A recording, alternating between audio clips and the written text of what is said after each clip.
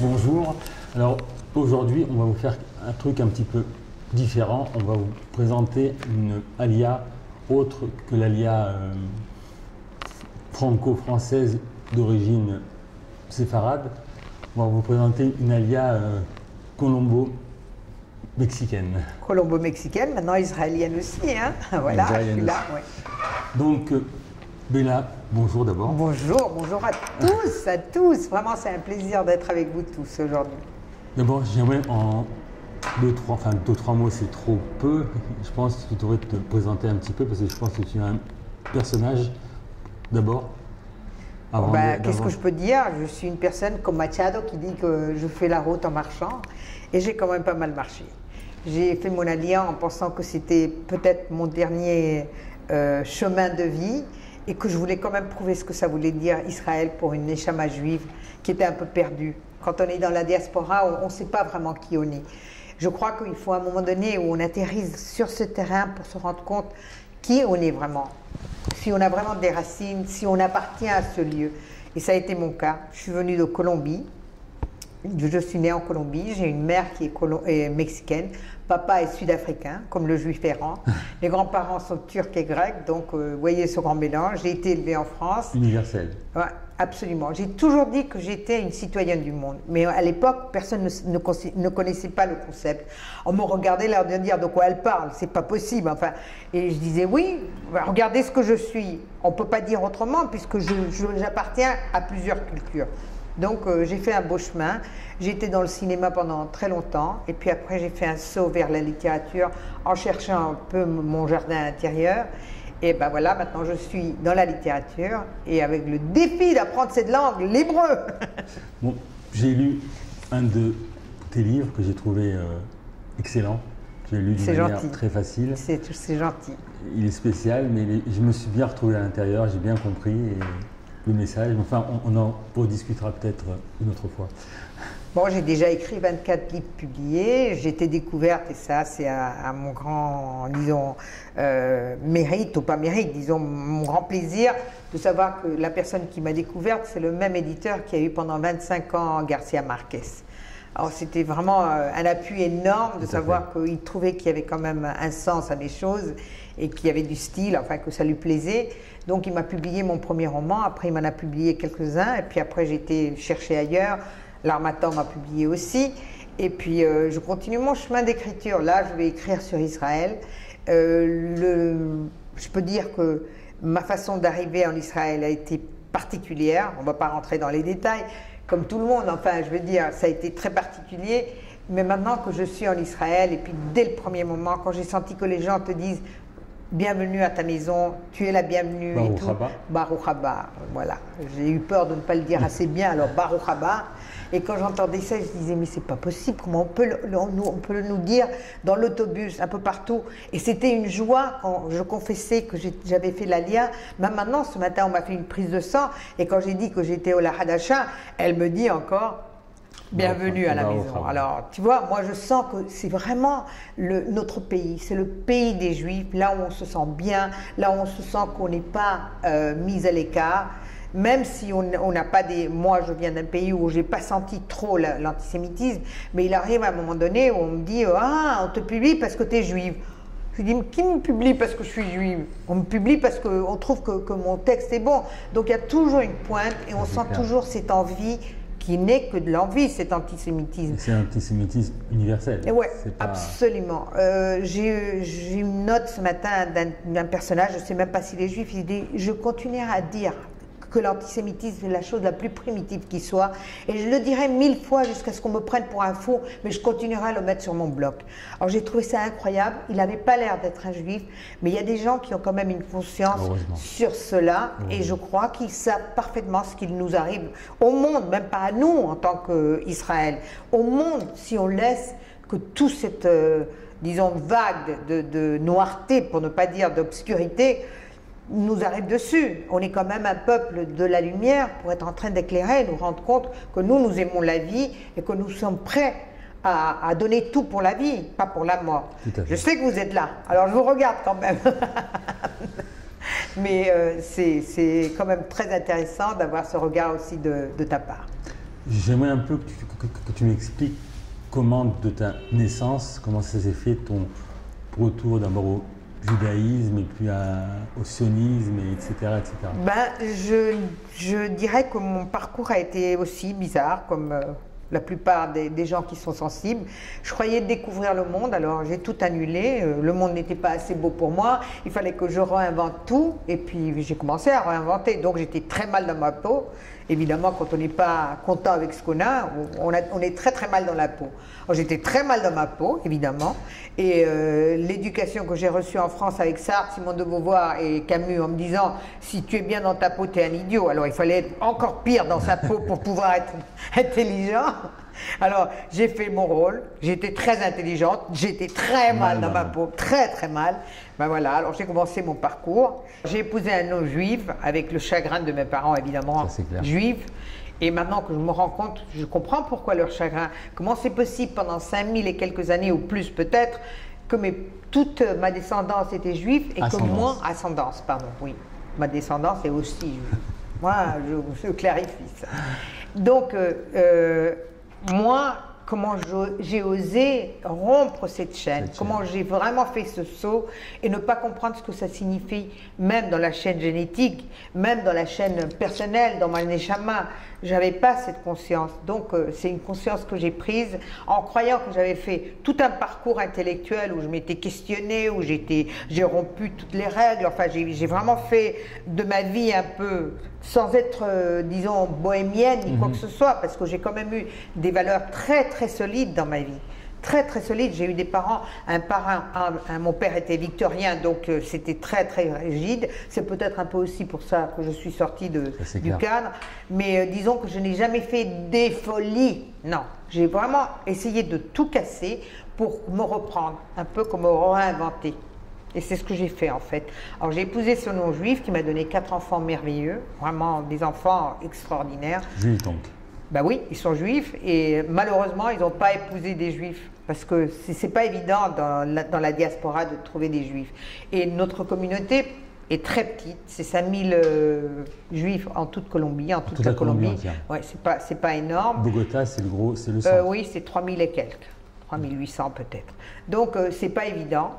Et surtout que mes enfants avaient le poids d'étudier, donc ils laissaient passer les filles qui étaient plus ou moins belles. Non, on le sait ce que ça veut dire. Alors, ils n'ont pas épousé des juifs, mais j'ai par exemple des enfants qui me disent je suis profondément juif et j'admire ce peuple et je me sens juif.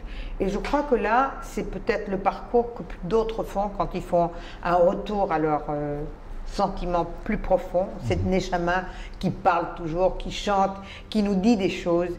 Et finalement, on termine par l'écouter. Alors moi, en faisant le chemin de retour, en montant vers Jérusalem, là, je retrouve vraiment ce que je suis. Je suis en paix avec moi-même. Finalement, je suis bien dans mon être. Je m'aime tel que je suis fière d'être juive. Et le parcours que j'ai fait m'a montré que même si je me suis trompée, entre guillemets, parce que je crois qu'on ne se trompe pas. Non, je crois qu'on fait des essais pour se retrouver.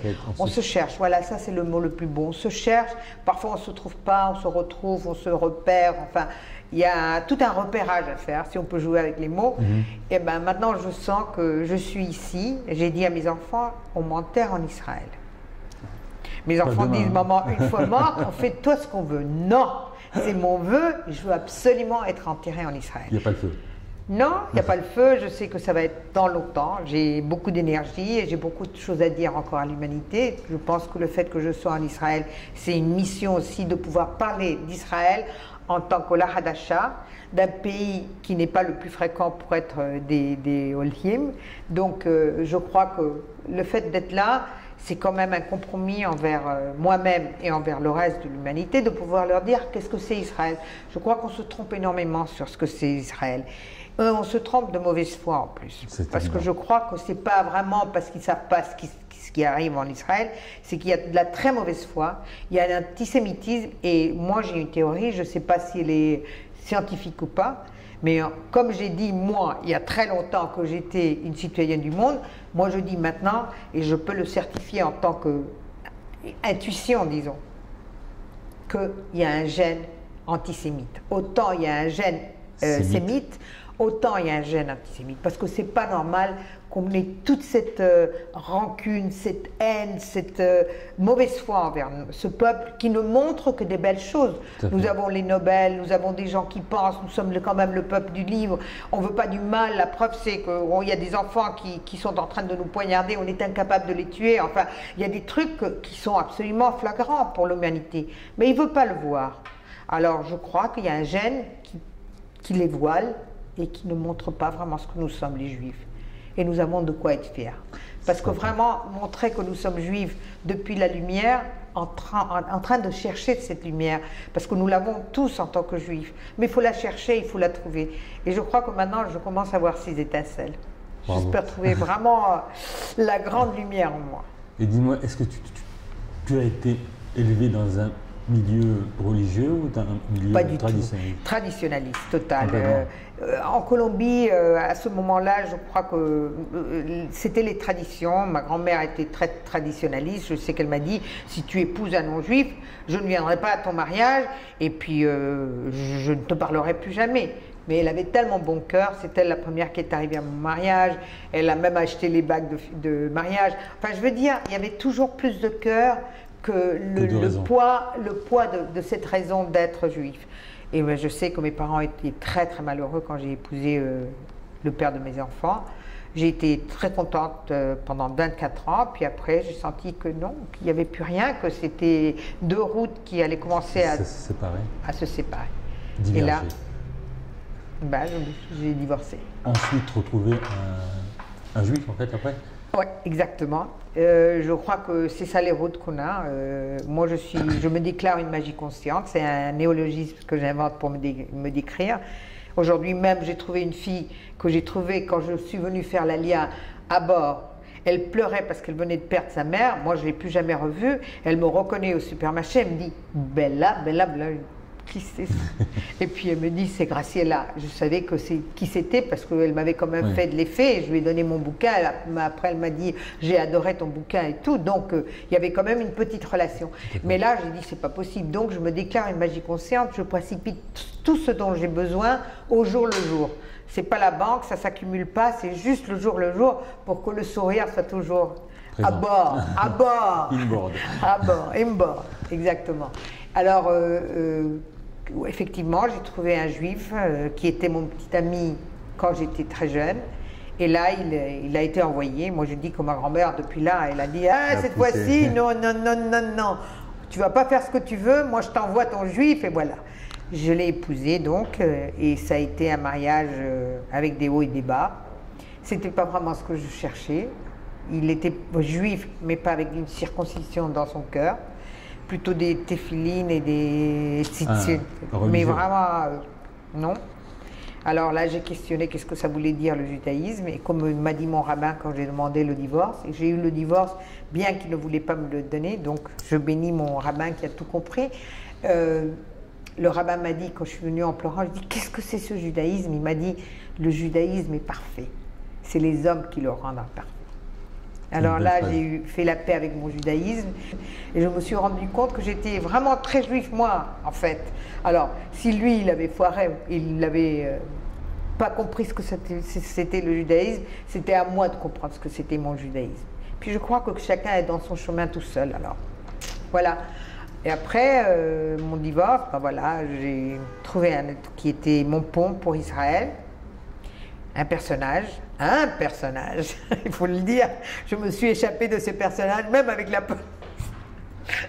Bon, enfin, sujet d'un autre roman, pouvoir parler justement de ces pervers dont on a parlé dans ton interview. Tout à fait.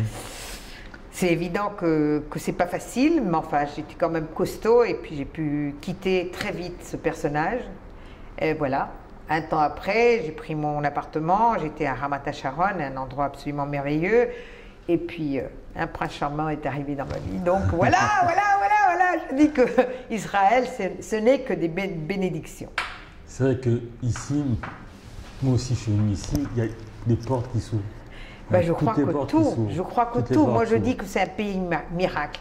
Étant un pays miracle, nous sommes aussi des bénéficiaires de ces miracles.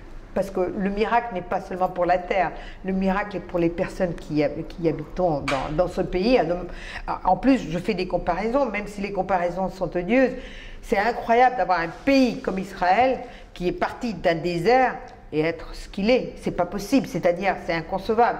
Donc il y a vraiment la main d'Hachem et puis il y a la main de vraiment des hommes qui ont voulu percer avec toute la connaissance et tout le savoir-faire qu'ils avaient pendant des années et des années, et même le revers qu'ils ont eu avec les pogroms, avec l'Holocauste, avec tout ce qu'on connaît. Donc je crois que c'est notre force. On est toujours là pour prouver qu'on est lumière. Et c'est un mot que j'adore, la lumière. Moi, je trouve que Israël, c'était créé par des laïcs pour les religieux. Donc, Israël, c'est laïco-religieux, c'est universel, c'est juif. Non, c'est exactement comme le monde. C'est toujours toutes les couleurs qui sont dans tout, dans tout. Quand on veut voir, le monde est rempli de couleurs. Il y a le noir, il y a le blanc, mais il y a aussi les gris, et puis il y a des couleurs. Alors, dans un pays, il faut qu'il y ait des couleurs. C'est pas possible de faire un pays qu'avec une seule couleur, ce ne serait pas un pays. Donc, non, et ce serait la tour de Babel. Ouais. Ce serait la tour de Babel, encore qu'on ne pourrait pas... Non, c'est plus que ça. Nous avons des liens de plus profonds, et je crois que même si on n'est pas religieux, on doit respecter celui qui est religieux, et vice-versa. Tout à fait, tout à fait. C'est-à-dire, c'est un pays de respect. Et en plus, la Torah le dit, il faut traiter l'autre mieux qu'à soi-même. C'est vraiment l'apprentissage de l'amour. Et je crois que l'amour doit régner en Israël plus qu'ailleurs. C'est notre mission de vie, montrer qu'on aime la vie, qu'on aime le monde et qu'on n'est pas voulant être seulement à part du monde. On a besoin du monde aussi. La preuve, c'est qu'on fait des inventions pour le monde. C'est pas seulement pour nous. Et on est bien fort dans ça. J'aimerais aussi savoir une chose, c'est quoi le rapport des Juifs en Colombie? Est-ce qu'ils sont acceptés, c'est toléré? C'est un peu comme partout. En disant qu'en Colombie, on dit que c'est l'Israël de l'Amérique latine, donc c'est déjà ça. Notre président aime bien les Juifs. Les Juifs sont très bien dans la société parce qu'ils font des affaires, ils sont vraiment des gens bien. Ils ont disons, un niveau de vie très élevé. Ils emploient des non-juifs et ils sont très bons en tant que patrons, donc on n'a rien à dire. Mais il est évident que on demande à un non-juif combien de juifs il y a en Colombie, il te dira il y en a 5 millions. Alors tu dis mais comment c'est possible d'avoir une référence? Donc ils sentent une présence trop grande de nous. Alors que je dis nous sommes 5 000, pas plus que ça. Et il est évident que quand on rentre... Quand on dit 5 000, c'est les femmes, les enfants et les oui. Donc il y a très peu de gens En ce moment, je crois qu'il y a une invasion, enfin une petite invasion de Vénézuéliens qui arrivent en Colombie. Alors qu'avant, oui, ils essaient de partir de cette société qui vraiment... Chavez, c'est ça? Non, c'est plus Chavez, c'est Maduro. Enfin, c'est pareil, c'est le même... Ah oui, c'est la même ligne, absolument. Chavez nous a maudit, voilà, c'est ça ce qui est important. Il nous a maudit des entrailles. Et il a un cancer des entrailles, c'est-à-dire il est mort d'où il a maudit. Et ils étaient très proches avec Castro. Et Castro a toujours dit, avec les Juifs, parce que lui, il a, disons, beaucoup de formations ésotériques, Castro, Fidel Castro. Alors, il sait parfaitement que les Juifs, c'est une force de la nature. Et il s'est toujours dit, et il lui a dit à Chavez, avec les Juifs, on ne joue pas. On ne joue pas avec les Juifs. Et Maduro, il doit être juif. Parce que ce nom Maduro, c'est un nom juif. Mais je crois qu'il n'a jamais compris qui il était. Alors il a une mission de vie lui aussi. Mais alors il y a des tas de juifs en ce moment du Venezuela qui arrivent en Colombie. Je ne sais pas exactement combien, ça pourrait être une centaine, c'est pas bon. C'est pas représentatif. Moi, je veux dire, c'est qu'ils sont très mal dans leur patrie et puis ils viennent maintenant en Colombie. C'est un pays merveilleux, la Colombie, il faut dire. Bien qu'il ait une très mauvaise presse, vraiment c'est un pays du tonnerre. Le FARC et la drogue. Même, voilà, la drogue plus que la FARC, aussi la FARC, enfin, c'est tout ce qui est mêlé, parce que la FARC aussi est mêlée avec la drogue. Bien sûr, tout ça va ensemble. Mais c'est un pays qui a 3 océans, même si on peut, parce qu'on peut compter l'Amazonie comme un autre océan, voilà. 3 cordillères, donc ça fait beaucoup de belles choses. La centrale, les 3 cordillères, c'est-à-dire la cordillère qui vient d'Amérique latine, elle s'ouvre en 3 en Colombie. Alors elle a 3 branches. Et c'est quoi les 3 océans? C'est l'occidentale, la centrale et l'orientale. Océans. C'est l'océan Pacifique, l'Atlantique et l'Amazonie, qui est un fleuve immense qui peut être considéré comme un océan. Alors moi je dis, on a 3 océans. Donc c'est un très beau pays, avec plein de paysages, tous les paysages qu'on puisse trouver. Les gens sont absolument adorables, il y a une chaleur absolue. Alors vraiment, moi j'ai quitté mon pays, non pas parce que c'était un mauvais pays, c'est parce que ma Neshama avait une force beaucoup plus grande et qui m'a fait venir en Israël. Je crois que la chanson de Enrico, j'ai quitté mon pays, chez les Juifs, c'est universel. Qu'on vienne d'Algérie ou de Colombie, c'est pareil, j'ai quitté mon pays. Ben, j'ai quitté mon pays, mais moi je fais quelque chose de différent. Au lieu de quitter les choses, je les additionne. Donc je fais des sommes. J'ai des sommes dans mon cœur. De toute façon, on garde nos racines. On garde nos racines et puis il est évident que les langues que je parle, l'espagnol, c'est ma langue maternelle, donc j'écris en espagnol, j'écris aussi en français, tu as vu 2-3 livres, mais enfin, j'adore l'espagnol. L'espagnol est une langue très très riche, il y a des synonymes pour tout, donc je jongle avec les mots. C'est vraiment un plaisir de jongler avec les mots. En français aussi, c'est riche, mais enfin, je dirais que l'espagnol est encore plus riche. Et l'américain, tu parles aussi? Je parle anglais. Je parle anglais parce que papa a toujours parlé l'anglais à la maison puisqu'il était sud-africain. Ouais. Alors, je parle un peu l'italien parce que je l'ai étudié et j'adore. Et je parle aussi un peu de portugais parce que je l'ai étudié aussi. Alors, et puis maintenant... Les Ani medaber et ivrit. Zelo tov tov tov. Aval, anisho, va. Tov. Encore une petite chose. L'Alia de France, c'est simple, il y a l'agence juive, il y a plein de choses. Est-ce que de Colombie, c'est simple? Est-ce que c'est compliqué? Bon, mais je vais quand même éclaircir ce truc de Shovava, que j'adore ce mot, c'est coquine. Hein. Quoi, Shovava? Ah, j'ai dit que j'étais Shovava, ça veut dire que je suis coquine, hein, très coquine.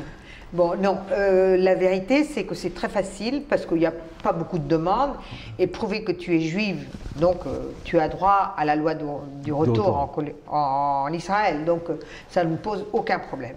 Je l'ai eu assez rapidement et puis je me suis embarquée et puis me voilà en Israël et très contente d'y être.